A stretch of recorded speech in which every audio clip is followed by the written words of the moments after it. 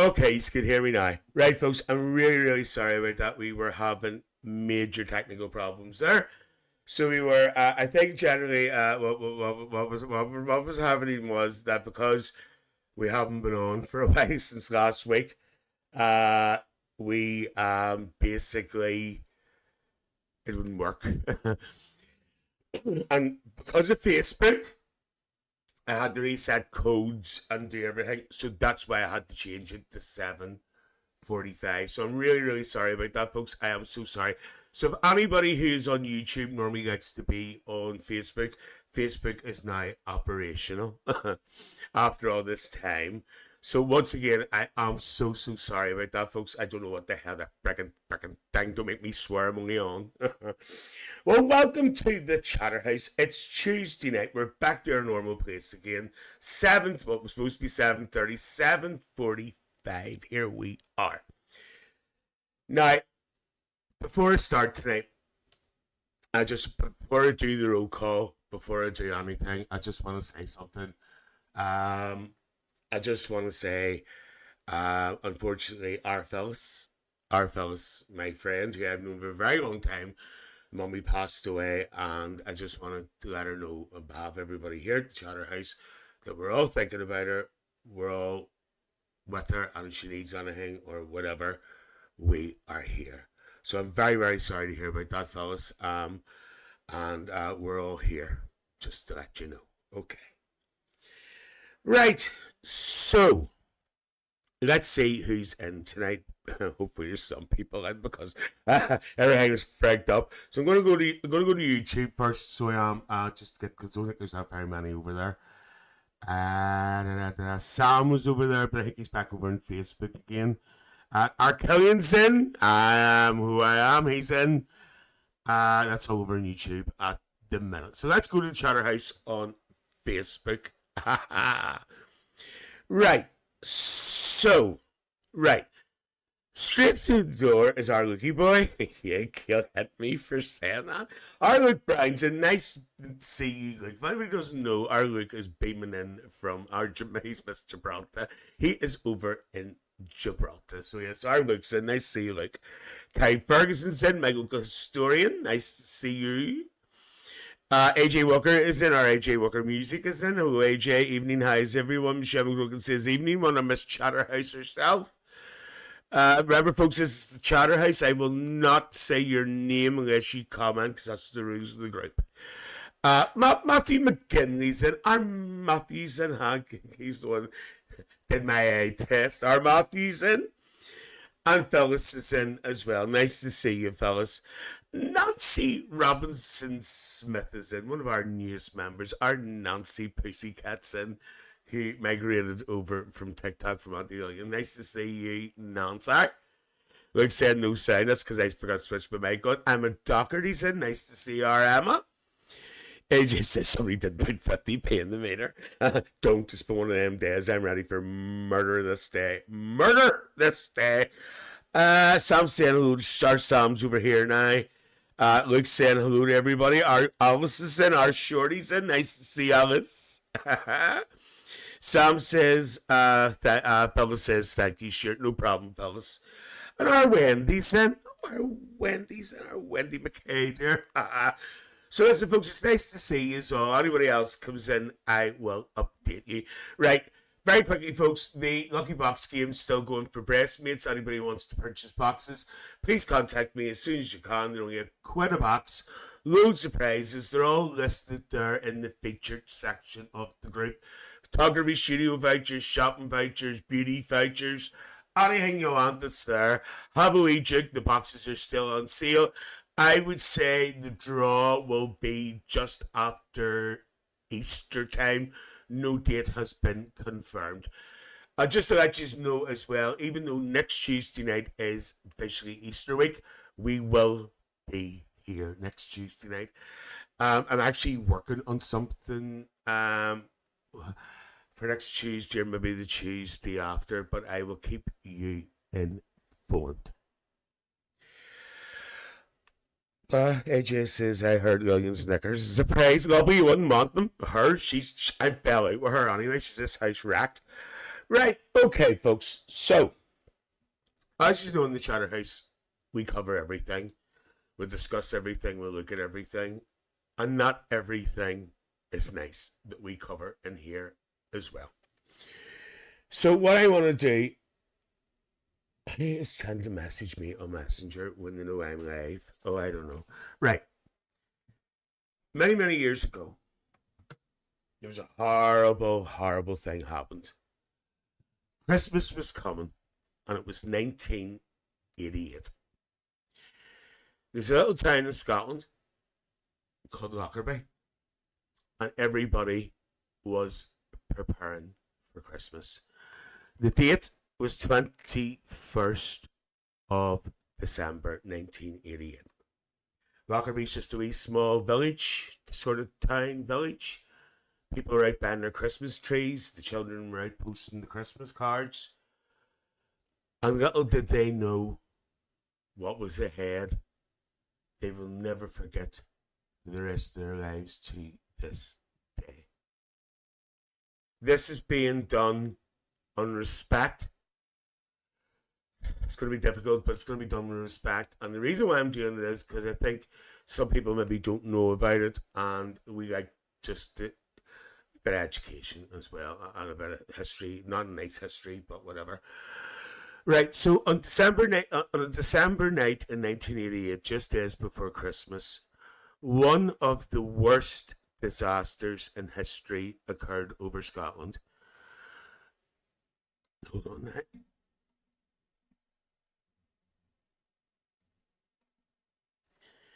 Pan Am Flight 103 carrying 259 passengers. 259 passengers and crew exploded at 31,000 feet. It fell to earth in a large ferry sections across the sleepy hillside town of Lockerbie. So what we're going to do is, this is actually the plane. It was Clipper of the something, I can't remember exactly what it's called, but we'll hear it's Clipper of the Maiden Seas or something like that. And this was the actual plane. It was a Boeing 747. What we're going to find out now, folks, is two sides to this. We're going to find out about people who were on, the families of people who were on the flight. And we're also going to hear about what actually happened in the town that night. Now, I'm just giving you a warning. Some of the descriptions in the video I'm going to show you is quite, it's not nice. So I'm just going to give you a warning. I will be here as usual. And what I'm going to do is, because I am aware a lot of the people do watch this on their phones, I am going to go small. And if I feel as if I need to comment, I will pause the video and we will discuss it as we go along. Once again, just going to give you a warning, okay? So let's get the video organized. Right, so here we go. Let's go back and see what happened here. So let's see.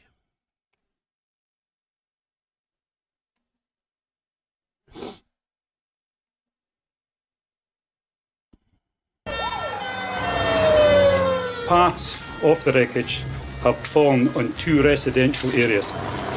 This house just seemed to be opened up like a doll's house. The fields and houses and everything were all on fire. The whole place, you couldn't have tell what was what. I stood there looking at the ceiling thinking, it's going to come down on me and this is where I die.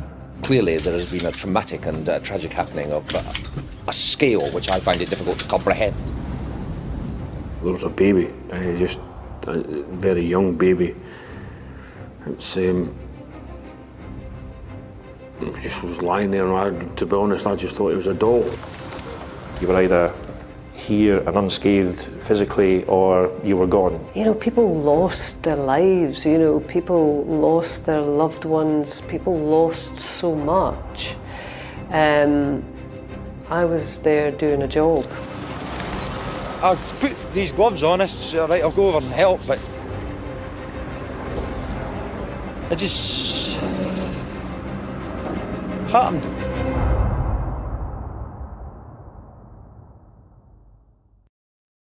Okay, folks, so this says Lockerbie 30 years on, but this video was done 8 years ago, so it's 38 years on now, roughly, right? Just to let you know. Pan Am Flight 103 powered down the runway at Heathrow Airport at 6:25 p.m. on Wednesday the 21st of December 1988. At that moment, the 259 passengers and crew on the flight to New York were doomed.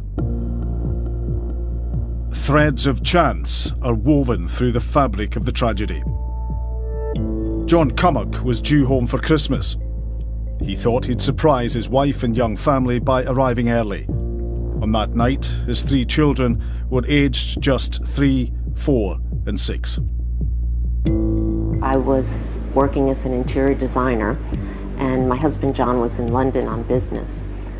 He was due to come home on December 22nd, and the radio was playing.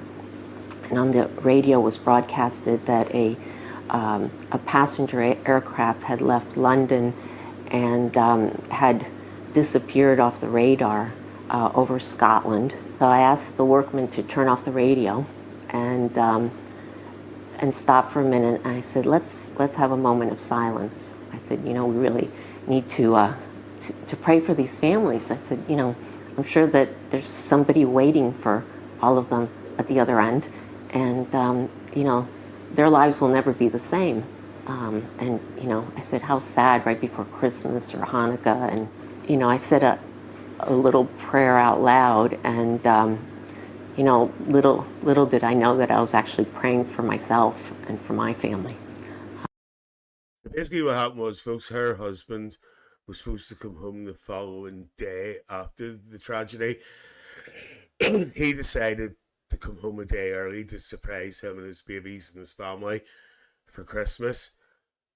If he had stuck to his original plan, he might have been alive today. And also this lady had a bit of a prayer session because she heard what happened, and little did she know at the time that her husband was one of the people. And Carrie says, awful, imagine hearing that news and not realising your own husband is involved. Because later on that day I found out that John had changed his flight to try to get home a day earlier. Lockerbie is a very typical Scottish rural town, dreary weather, sleepy town type place ready for Christmas. There was a great feeling in Lockerbie because of Christmas time coming up, and the children were going up and down the street delivering Christmas cards. We were sitting in the house watching the television. I think This Is Your Life was about to start. My father was away getting a turkey for Christmas. Well, I was a rookie at that stage. In normal circumstances, had that happened in daytime, I would never have been the person to be there. Pan Am Flight 103 was scheduled to leave London Heathrow at 6 p.m. on the longest night in December 1988. The Boeing 747, named Clipper Maid of the Seas, took off for New York JFK Airport at 6:25 p.m. 38 minutes into the flight, as the 259 souls on board, aged from just 2 months to 79, crossed the Scottish border, all contact was lost. If the flight had taken off on time, and 3 decades on, that remains one of the many areas of dispute, the bomb would have exploded over the Atlantic. Lockerbie would have remained settled in the folding fields of southern Scotland. Instead, it is synonymous with the worst terrorist atrocity in the UK. Hey, Ricky. Suddenly, without any warning, without any kind of indication, there was nothing that I could see from the sky at all. This huge explosion just erupted. Colin Dorrance was an 18-year-old probationary police officer. Lockerbie was his hometown. There was just a sea of fire. And even at that early stage, people were running towards what this explosion was to see what was going on. David Stuart was 17 at the time, on his family farm in the outskirts of Lockerbie. And we just heard this noise, and I happened to look out the window, and all I seen was a great big fireball, a great big cloud like a bush mushroom. The 3,000 residents of Lockerbie were met with scenes of death and destruction. Rosebank Crescent was hit by a 20-metre piece of rear fuselage. Less than half a mile away, the wings of the plane and more than 200,000 pounds of aviation fuel fell onto Sherwood Crescent. The resulting blast could be seen up to 6 miles away and measured 1.6 on the Richter scale. Canon Patrick Keegans, the parish priest, lived there at number 1 Sherwood Crescent. There was a violent explosion, a tremendous explosion. All the lights in the house went out. The house shook so badly that I wasn't even able to move. I was thinking of my mother downstairs, and I stood there looking at the ceiling thinking, it's going to come down on me, and this is where I die. As soon as I opened up the front door, everything in front of me in the garden, there was burning rubble. I don't know what it was, but I couldn't see anywhere beyond the house next to me because of the fire and the smoke. I didn't want to rush my mother or panic her any further. I put a scarf around her mouth and that and said, because of the smoke. And I said, well, hang on to me and don't look at anything. And I went out of the house, and there were helicopters above. It was like a scene out of Vietnam War. Helicopters, police, fire engines, ambulances, everything was there. And then it came over the television to say that there'd been about 7:30 to say that there'd been an aircraft had fallen. A Pan American 747 jumbo jet with 258 people on board has crashed 15 miles north of the Scottish border. All I could see was this big ball of fire coming over there, you know. Huge ball of fire.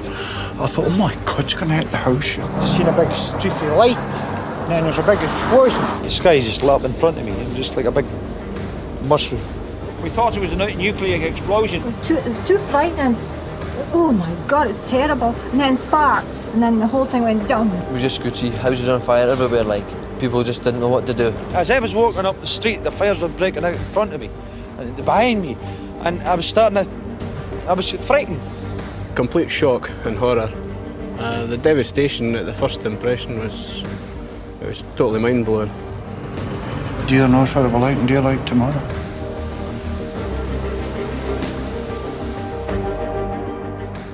It was not the moment of death for everyone on the plane. Those not killed in the initial blast would have blacked out in the thin air. They would have regained consciousness as they plummeted to earth. They died when they fell onto Lockerbie, many of them here in the gardens at Rosebank Crescent. The sight in front of you just was a shock to everybody. I mean, there was no getting away from that. At first glance, it seemed to be just wreckage and twisted parts of metal. There were Christmas presents in amongst this, which was quite surreal. And from certain angles, you could see the landing gear. You could see the wheels of this aircraft. But in amongst it, in closer inspection, there were quite a large number of passengers tangled in amongst this debris, and clearly there was no movement there. There was no hope of anyone from that aircraft having survived it. So basically, folks, then, as that man said, then people basically would have blacked out because of the thin air, and then the next thing is, when they sort of were coming down, they would have regained consciousness, and they were still alive until the plane impacted on the ground. They said that the scene bits and pieces belonging to the passengers. As you'll hear as it goes along, you can see magazines, just all the typical stuff that you would use when you're traveling on a plane. Emma Doherty says, I couldn't begin to imagine this. It was absolutely horrible. And Sam says, didn't that murderer Gaddafi claim responsibility? You shall hear all about who did it and actually what happened to him. And I actually think these are going to be shocked to what you're going to hear. The immediate concern was for the residents who had been potentially in this, especially the end house. Oh, everything was just as it is just now. Everything blowing up. In fact, I thought it was electricity cables, but it wasn't that at all. It'd been a plane.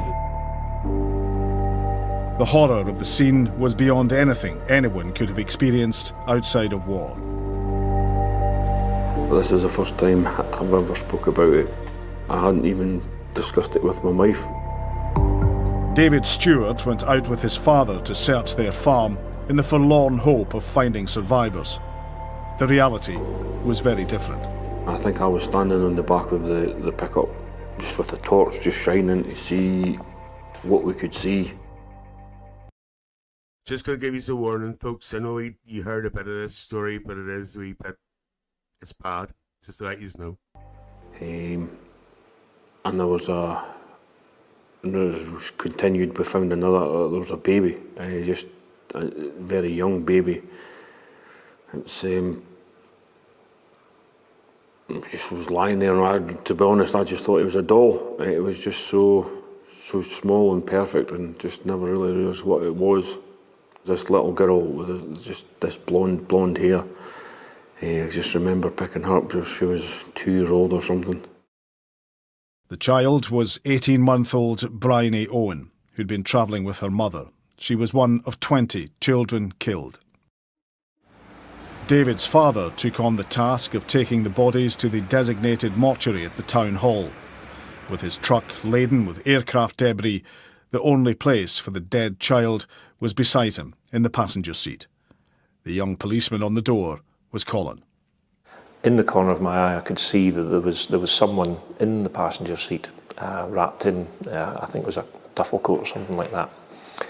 And said, "What do I do? I've got this child." So this child looked like they were asleep, and it was just a moment that you had to stop and take stock a second, and we could see, clearly this was just a young child.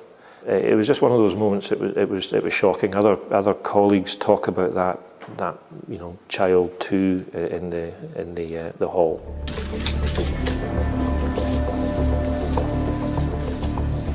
We've spent the last few hours visiting some of the sites of the disaster, and it is one of those nights one will never forget. It's clearly been an appalling disaster, and all our hearts and our thoughts go out to the large number of people who will undoubtedly have died as a result of this accident. While many of the bodies from the plane were scattered in a grotesque tableau around the town and the fields, houses on the quiet street of Sherwood Crescent were obliterated. Little trace remained of the people who had lived there. There's an area of the town at Sherwood where there was severe damage to houses, and I am fearful at this stage about the casualties at that location. Teams of emergency workers are sifting through the smoking rubble. Their expressions are of disbelief, reflecting the feelings of everyone in this borders town. Every kind of emergency vehicle is here in the centre of Lockerbie. I just didn't have the experience to think, right, how am I going to deal with this or devise... Kay Adams, now a household name, was at the start of her career as an STV News reporter. Nothing could have prepared her for what she confronted. We saw the flames from the crater. And then that, I guess, was when it really did hit home that this was, just a huge disaster. I remember very clearly there was 3 or 4 inches of debris on the road, just charred embers of stuff. I remember having on high heels and trying to pick my way through, not very smart, this debris, continuing to the crater, which just became bigger and bigger and bigger and bigger. That was the first really standout image that was, without being too melodramatic, was like the gates of hell. I tried to get up as far as I could into the flames and smoke. I think basically to say, at least I tried. I tried to get through to help my friends. I knew what I was doing was really symbolic. I knew everyone in the street, but within my head I knew anyone who was involved in that area where the impact was dead. I'm not in a position to say how it happened. As reports of the atrocities spread, the world began to hear the name Lockerbie. And now we go live on the KSRO Live line. We have Mr. John Mackay to get the latest on that downed New York-bound jumbo jet. A number of houses have been destroyed. There are burned out cars on the roads. 今日のスコットランド地方には清々しい青空が広がっています。 Relatives of those who died on the plane and the people of Lockerbie are left to pick up the pieces. Wessex helicopters were out there with huge, spotlights circling the town, and there was paper fluttering about in the air, being caught by these lights and so on. And it's at that point you think, this town will never be the same. It's just been host to a huge air crash, and it will get known for this, and that was dawning. Victoria's husband, John, was not supposed to be on the flight. As news filtered through to the States, her world was torn apart. At about 3:34 a.m., all of a sudden, I looked outside the house, and there were all these media trucks and everything there. And, there was no reason why any media person would ever come to my house my whole life. So, obviously they knew something. And so I was on the phone with somebody from Pan Am, and I said that all these media trucks had pulled up, and I said, and there's so many of them, I'm really concerned that they're going to wake up my children. And I said, my kids are going to take one look at me and see that I'm very upset. And I'm not going to lie to them, but I don't know really what to tell them. And, you have to have the decency of, telling me, was John on the flight? And they said, yes, he was.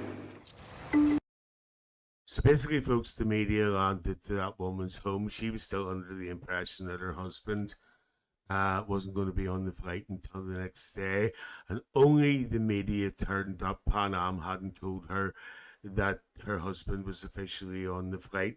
So if the media hadn't have turned up, would they have told her then, or would she have found out later on? The shift force of 4 police officers in Lockerbie was rapidly reinforced by hundreds from elsewhere, along with emergency personnel and soldiers. Hospitals were on standby to receive survivors. There have been no survivors reported from the crashed aircraft, and we're waiting for Dr. Hill, who's the on-site medical officer, to give us an official stand down. Ambulances were parked nose to tail as far as you could see along the street, from as far south as South Yorkshire, as far north as Aberdeenshire. They'd all descended on the town with a optimistic view that they might be able to help, and as it was, there were very few people injured seriously. So it was quite poignant. You were either here and unscathed physically, or you were gone. And as we drove past Tundergarth, you could see sort of these hazy shapes, which initially looked like sheep. And that's initially what I thought that it was, and then it became clear that actually these were passengers who had fallen from the sky. It was quite difficult to comprehend. The aircraft investigators were trying to reconfigure the plane, and then they had plastic bags all full of the kind of usual stuff that you take on flights. So there was children's books, there was shoes, there was cassettes, sweeties. And I think for me that was probably a much more kind of sobering moment, because you could absolutely make the connection with sitting on an airplane. Just sitting on an airplane, watching a movie, cup of coffee, sweeties, and boom. I found out that he was sitting in seat 3A, and that, which meant that he was in the nose cone of the flight. And the iconic photograph that appeared in all the newspapers showed an attaché case in the forefront of the nose cone of the plane, and it was John's attaché case. It was one that I had just given to him for our wedding anniversary in August. So that, to me, confirmed that, yes, he really was there.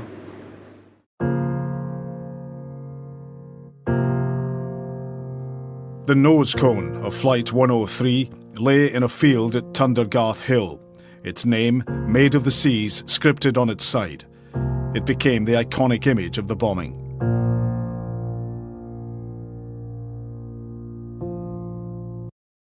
Okay, folks, just want to catch up. Ian, nice to see you in there.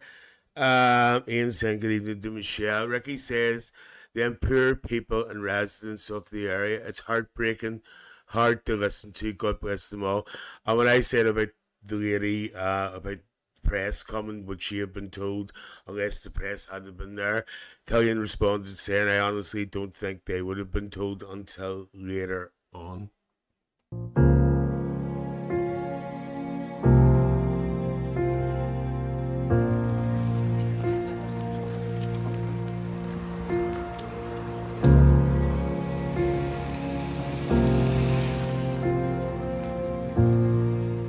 The wreckage was spread over many miles, but the job of collecting it and sifting through it had already begun.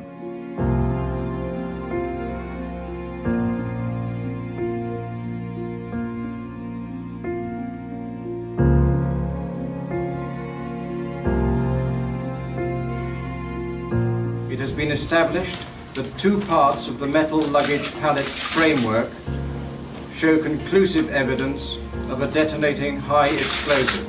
It quickly became clear that this was no tragic accident. This had been a deliberate act of terror, with 270 victims, the worst terrorist atrocity in UK history. Oh, it's horrific. Bad enough that a plane crashed and, and that had taken John's life. But then to find out that it, was an intentional act. Terrorism at that time was something that happened to somebody else somewhere else. In the immediate aftermath, the investigation rapidly became international in scale. In Lockerbie, they began to mourn the 11 of their own who had died. One thing I felt strongly was, I felt that the children should have lived and I should have died. When it came to John's funeral, the young girl who was only 10 and the others who had died, I felt, I wish I'd gone rather than them. Okay, folks, so just to confirm, so there was 259 passengers, the crew, and also 11 locals of Lockerbie all died. Just want to confirm that. 3 years later, 2 Libyan agents were charged with the bombing, and one, Abdul Basit al-Megrahi, was convicted and given a life sentence. Many continue to challenge that verdict. He served his sentence in Scotland before being controversially released by the Scottish Government on compassionate grounds, suffering from terminal cancer. He died in 2012. I'll talk about that after we're finished, after this is finished. 30 years on, the man accused of the bombing is dead. Pan Am, once the biggest international carrier in the United States, has collapsed, and the ruined houses of Lockerbie have been rebuilt. But for those impacted by the devastation of that night, it will never be erased. It wasn't really until I got John home and I saw him that I was able to shed a tear. I was 35 years old. None of this was anything that I could have ever imagined would have happened to me and John and our family. It took, I would say, decades for it to really come to terms and put what happened in a particular place and try and deal with it more sort of coherently, I suppose. The most remarkable thing right away was the response of the people of Lockerbie. So their one main concern was to help people, and they were consistent with that and persevered with that right up until this day. Thousands of people volunteered their time. People like David continue to this day to open their doors to visitors. And I think, above all, relatives and those who lost really appreciate that, and they're looking for the positive to come, from us too. I love Lockerbie and I love Scotland. Lockerbie and the people there have been so loving, so helpful, so supportive. John Cummock is buried in Tundergarth Cemetery, only yards from where his body fell onto Lockerbie. I went up to Tundergarth to see where the nose cone fell, and I saw beautiful Tundergarth Church, That was the Scotland that John loved. And I thought, I know, this is, I knew immediately that's where he belonged.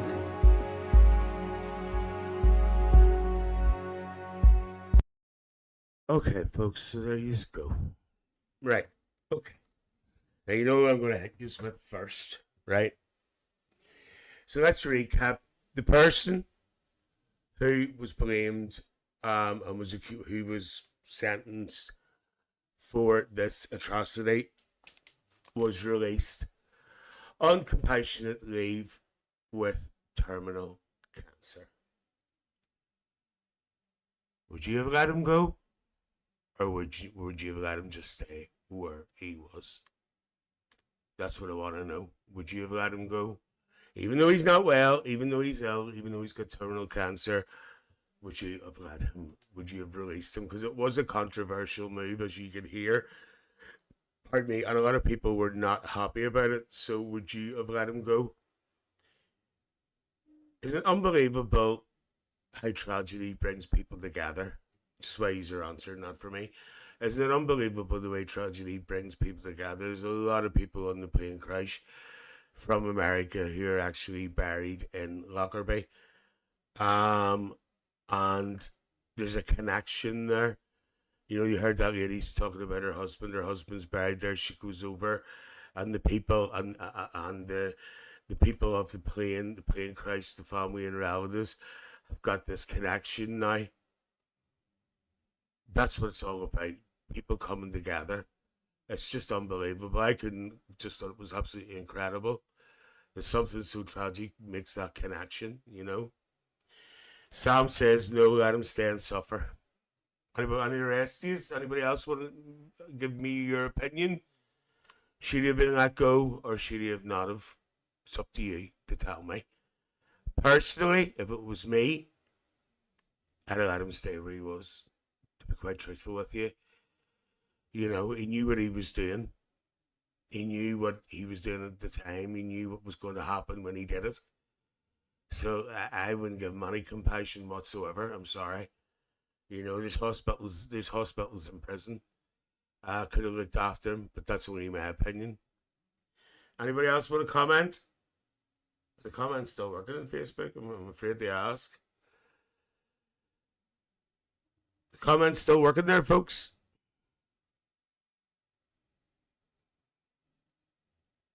Somebody confirm. Sam commented there, so it did come up. Yeah. They are working. Okay, so nobody wants to give their opinion. That's fine. You're entitled to your seconds. Carrie says, why show compassion to someone who didn't show compassion to almost 300 people and all of their family and friends? As I said, Carrie says prison hospitals can care for them and their family can visit prison. Absolutely. And Matt says, leave him where he was. Surprised at the Scottish government. But as you did hear, there was big controversy. I don't think it wasn't so much of a pardon. He was let out early. And let to go home. Let to go back to Libya. Right, okay, let him out. If they let him out, which you don't agree with anyway, I'm staying in the UK, let the UK sort him out. Then again, why should we?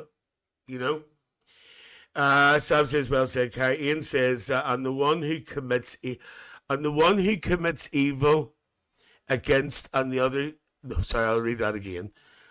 And one who commits evil against another human should suffer and pay for what they have done. And Ricky says, I see you, Ricky. By the way, I did say hello. I know you heard me. YouTube is working. I give my opinion. You did. Yeah. This has been playing up tonight, Ricky, so don't worry. You know what I mean? It's just unbelievable. It really, really is. Just this little wee small village in Scotland getting ready for Christmas. All the people on that flight maybe going home for Christmas. Maybe going back for Christmas. Maybe going to work for Christmas. You just don't know. All gone. because of selfish pigs and terrorism. At the start, they thought it was an accident. They thought it was a plane crash. I remember it so well. They thought it was a plane crash, and then it went into something completely different. Kay Adams was there. Kay was only learning. She was only a rookie journalist. She wasn't prepared to report, but she did her best. She had to. Everybody in the village came together and helped. That's community, you know.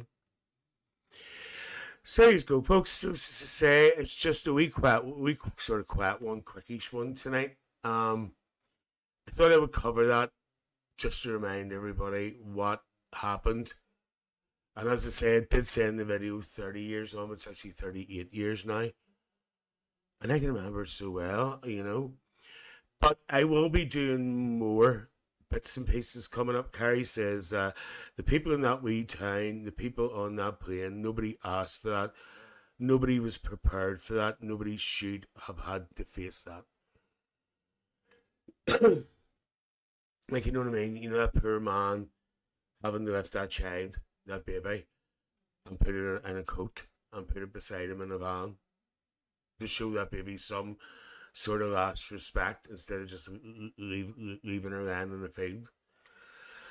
Oh, I don't even want to think about it. It's absolutely shocking. Absolutely shocking.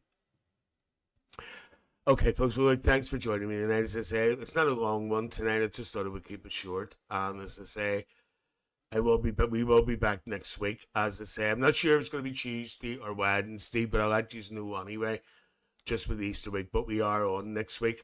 There was something else I was going to tell you. I can't remember what it is now. Yes, once again, if anybody hasn't been any lucky boxes for the prizes, get in touch with me. There's still boxes left and stuff. And I will see you all very, very soon. Thanks for joining me tonight. As I say, it wasn't a long one tonight. Just a wee quick one for a change. And I'll see you all very, very soon. Good night.